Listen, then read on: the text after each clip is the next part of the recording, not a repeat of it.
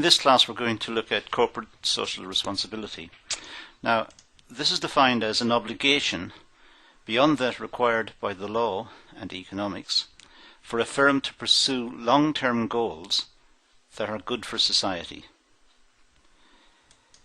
So CSR, I should say, corporate social responsibility, is the continuing commitment by business to behave ethically, behave correctly. So there is an onus on the business to do the right thing and to contribute to economic developments so as to improve the quality of life of the workforce and their families, the local community, and society at large. So in summary, corporate social responsibility is about how a company manages its business process to produce an overall positive impact on society. So corporate social responsibility means conducting business in an ethical way and in the interest of the wider community. It means responding positively to emerging societal priorities and expectations. For example, when society is concerned about global warming, then the firm should show some sort of leadership or some sort of concern in addressing this. It should make sure that its own processes are efficient and that workers and society know it's behaving properly. So it should be responsive to the concerns of the society and of the wider community. It should be responsive in a sense of doing something. It should be acting properly and seen to be acting properly. It has a willingness to act ahead, and it should have a willingness to act ahead of regulatory confrontation. It shouldn't wait for the government to force it to behave properly. It should do it automatically. It should do it before force is applied. To be truly ethical, to be truly good, we don't need force. We do it because it is the right thing to do. And the company has to balance the shareholders' interest against the interest of the wider community. Clearly the shareholders require profits, otherwise the business won't exist. But the wider community also have to be catered for, and some of the profits might have to be retained and used to improve training for the workforce, or better working conditions, or meeting environmental standards and regulations. So it's a balance between what the shareholders get and what the wider community gets. All of that could be, I suppose, summarized as saying the company should be a good citizen in the community. Now, the relationship between corporate social responsibility and business ethics. Well, corporate social responsibility and business ethics are linked. Both concepts concern values, objectives and decisions that are based on something other than the pursuit of profit. So CSR and business ethics are looking at something other than profit. They're looking at other issues, not just the profit issue. Socially responsible firms must act ethically. Now, the difference between CSR and ethics. Well, ethics is concerned with individual actions, which can be assessed as right or wrong by reference to moral principles. So we can see ethics as applied to individuals. And we can say the individual is right or wrong according to some moral standard or some moral position we take. So we say people are good or bad or right or wrong according to that. Corporate social responsibility is about the organization's obligations to all its stakeholders, and not just the shareholders. So all the stakeholders their aspirations and their concerns must to some extent be addressed or recognised at least by the organisation. There are 4 dimensions of corporate responsibility. Economic one. The company must earn a profit. If it doesn't earn a profit, it won't exist. So there is a dimension. There's a legal one, the responsibility to comply with the law. Society codifies what is right and what is wrong. It writes down what is right and what is wrong, and it gets us to recognize what is right and what is wrong in the legal system and to act accordingly. So the firm must comply with the law. Ethically, it's not just acting for profit, but doing what is right. It's doing what is right and what's just and what is fair. It is not just generating profits. And there should be some element of voluntary and philanthropic behaviour, promoting human welfare and goodwill. So it's helping people, it's promoting people and welfare, which is the end game. That's what we're talking about when we are concerned with corporate social responsibility. It's helping the workforce, it's helping the community. Being a good corporate citizen, contributing to community and also to the quality of life of the people in the community and in society in general. So, social responsibility, well, there is a debate. Not all business organisations behave in a socially responsible manner. Some make the profit and get out. Some are criticised for just focusing entirely upon profits. Should the business organisations be concerned about social issues and problems? I mean, is it not the responsibility of the business to make a profit and that is it? If there are wider issues, they should be addressed by the society. That's one position that's taken. Is it the obligation of companies to look after society as well? Or should it just make a profit and pay dividends to the shareholders and salaries to the managers and good salaries to the workers? Should they also be forced, or should they have a responsibility for looking after the environment? There are 2 schools of thought on the issue. The free market view. The job of business is to create wealth with the interests of the shareholders as the guiding principle. So the free market view is make the profit and forget everything else. It is the job of society and of the lawmakers to make sure that society is working properly. Now that's one particular view. The second view is the corporate social responsibility view, which businesses should be concerned with social issues. Businesses should make a profit, but also spend some of the profits on social issues. The free market view, well, the role of business is to create wealth by providing goods and services, to increase its profits, and to engage in open and free competition without deception or fraud. That's one view. That's the free market view. That was the view put forward by a very famous Nobel Prize winner in economics, Milton Friedman. And there are many people from different types of economics, from different persuasions within the economics school, to suggest that it's got its supporters. For example, the Austrian economists would say that the job of business is to make a profit, survive, compete, and there's nothing in there about looking after society or looking after the community. So the free market view is the business looks after itself.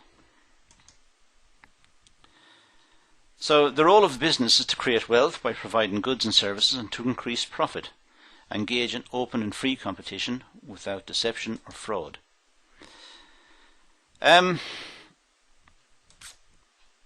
Engaging in free and open competition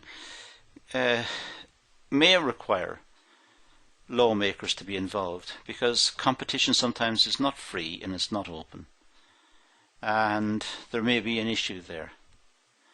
Likewise, there's a tendency sometimes for companies to engage in deception and fraud. So perhaps the free market view has got many problems, and perhaps it does need external intervention to keep the business on the straight and narrow.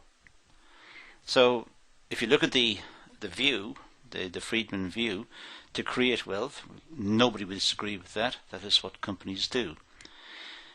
Increases profits, yes, increase the profits, be efficient.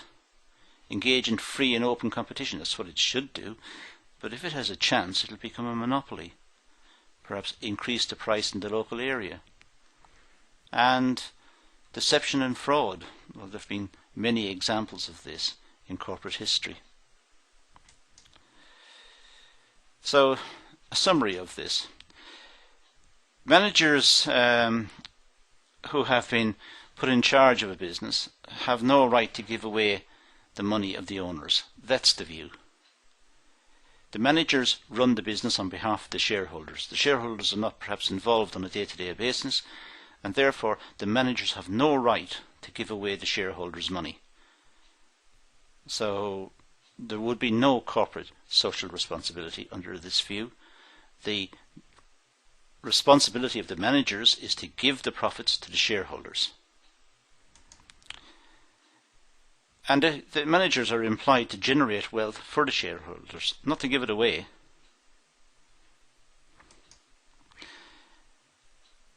It's also argued that free markets and capitalism have led to economic and social development, improvements in health and in longevity. The benefits that we see around us have come to us through capitalism. That's the argument. And therefore, why kill it? Why make it difficult? It's the free market view also. To attract quality workers, it's necessary to offer good pay and conditions, and this leads to a rise in standards of living and wealth creation. So people do benefit from capitalism. That's the argument. It's possible to promote yourself within the organisation through promotion and hard work and through talent, and individuals benefit from this. Consumers get the product that they're after because the product is sold cheaply and efficiently on the market. That's the view. So there's no onus on the company to provide other facilities or to look after the environment. It's just the onus on the business is to make a profit. So the free markets contribute to effective management of scarce resources. It's the managers look after the scarce resources and put them out into the marketplace and generate profits, and there is nothing there about looking after the community. Sometimes markets do fail, and some regulation is necessary to redress the balance. Regulation should be kept to a minimum, however, since regulation kills initiative and creates barriers to market entry. So it's viewed by the free market people that regulation should be at a minimum so as not to kill off initiatives. Now, the free market case against corporate social responsibility. Well, the only social responsibility of business is to create shareholder wealth. Efficient use of resources will be reduced if the businesses are restricted in how they can produce. The pursuit of social goals lead businesses away from their primary purpose. The primary purpose of the business, it's argued, is to make a profit, not to look after the community or to look after society. And corporate management cannot decide what is in the social interest anyway, because corporate management is too busy looking after the product, looking after the business, looking after production, distribution, marketing, sales, blah, blah, blah, blah. So therefore, it finds it difficult to find out what is the social interest, and who knows what the social interest is, so it can't promote it. So it's wrong to ask businesses to do that. And if it did do it, it would pass on the cost to the consumers anyway. It would simply increase the cost of the business, which would be reflected in higher prices later on in the marketplace.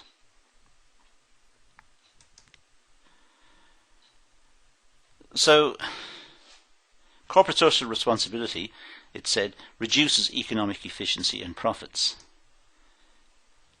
Directors have a legal obligation to manage the company in the interest of shareholders, not for other stakeholders. So, corporate social responsibility would lead to inefficiency and less profit, and it's moving the obligation from the satisfying the shareholders, the owners of the business, to other stakeholders, people who do not own the business.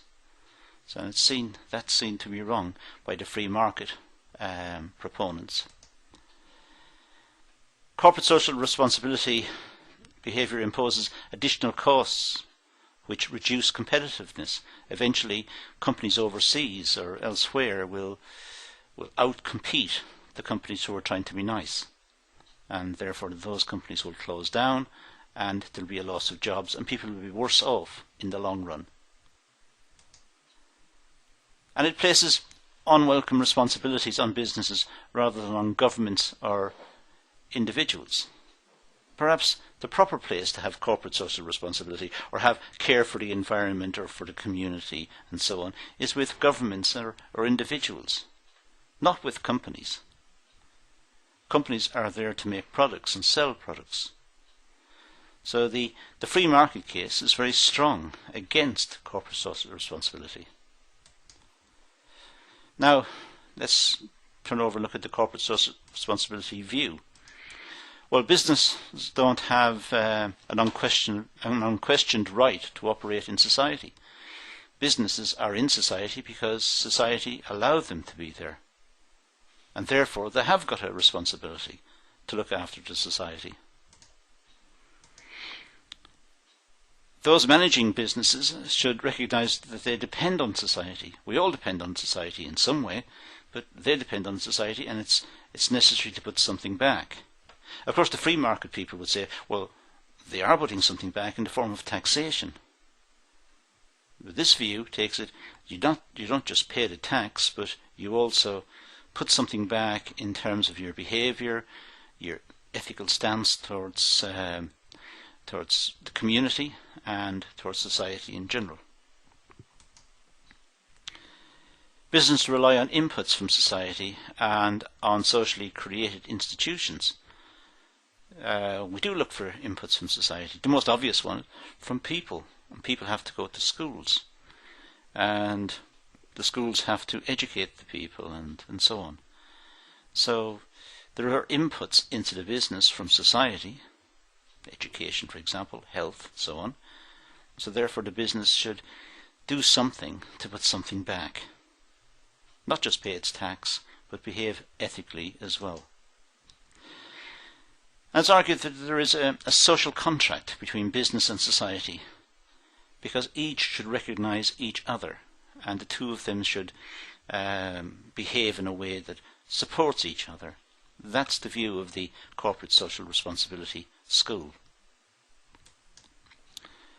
Now the stakeholder theory, well, the theory suggests that business organisations have responsibility to various groups in society, the internal and external stakeholders, and not just the owners or the shareholders.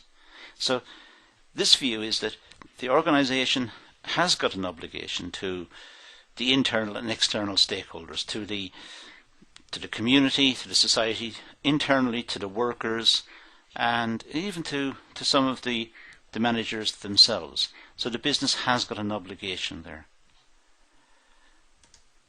The responsibility includes a responsibility for the natural environment. Decisions should be taken in the wider interest, not just in the narrow shareholder interest. So whatever decisions the company takes, it should integrate considerations of the community, society, of people, and perhaps people who are not necessarily working for the business, people on the outside who would be affected by the business's behaviour. Now let's look at some arguments for socially responsible behaviour. First of all, it's the right thing to do. Simple. Second, it improves the firm's public image. So it's good for the firm, it's good for the company. It's necessary in order to avoid excessive regulation. If the companies do it without the regulation, without the laws in place, the laws won't come into place. They're unnecessary. The people are doing it anyway. They're looking after the community and society and the environment, and they're not being forced to do it. So you don't need the laws. It can be profitable.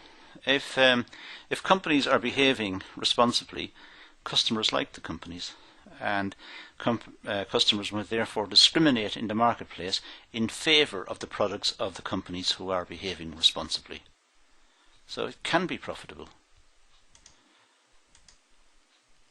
And a better social environment benefits the firm. If the environment is bad, if there's social unrest or if there's antisocial behaviour, it affects the firm the same as it affects everybody else. So an improved social environment benefits the firm, benefits the company. And it will attract investors. The company that is seen to be behaving properly and good is attractive to investors. They'll want to become involved. And the employees will be more motivated.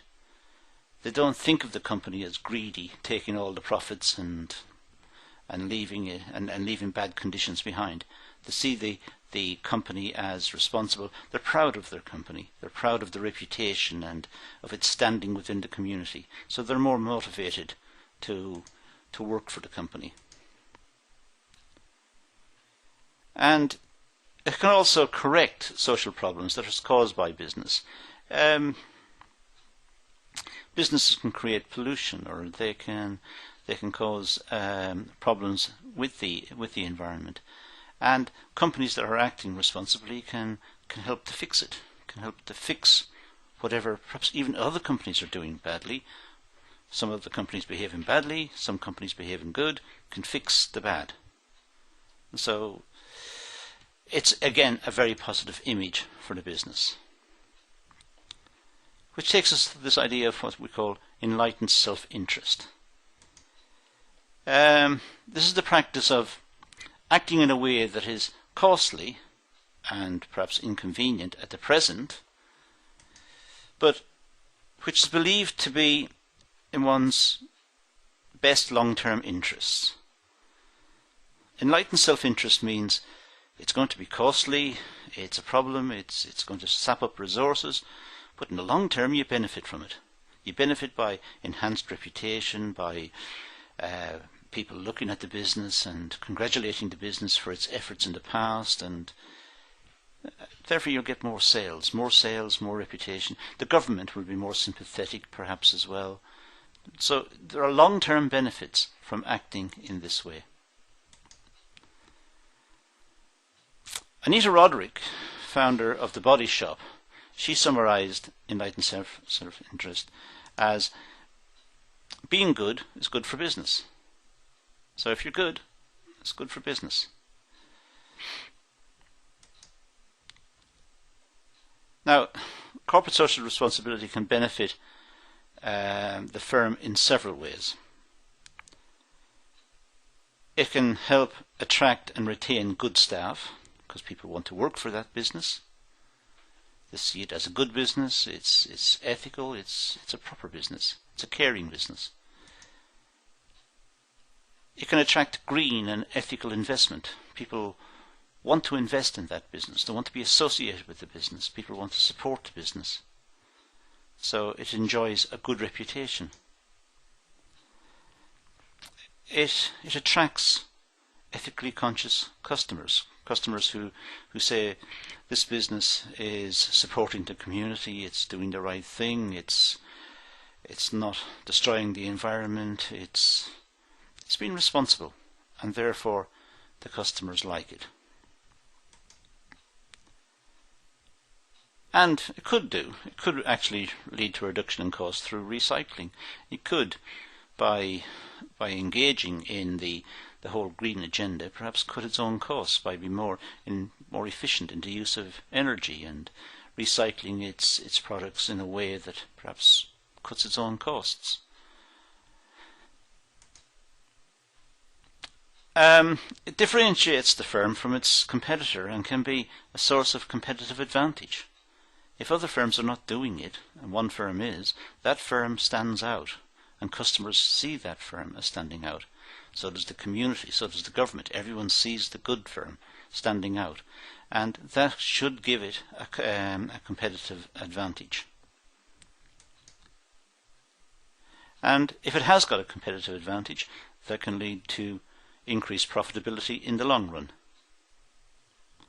So in this class we've looked at the free market view, free market argument against corporate social responsibility, and we've looked at the case for corporate social responsibility.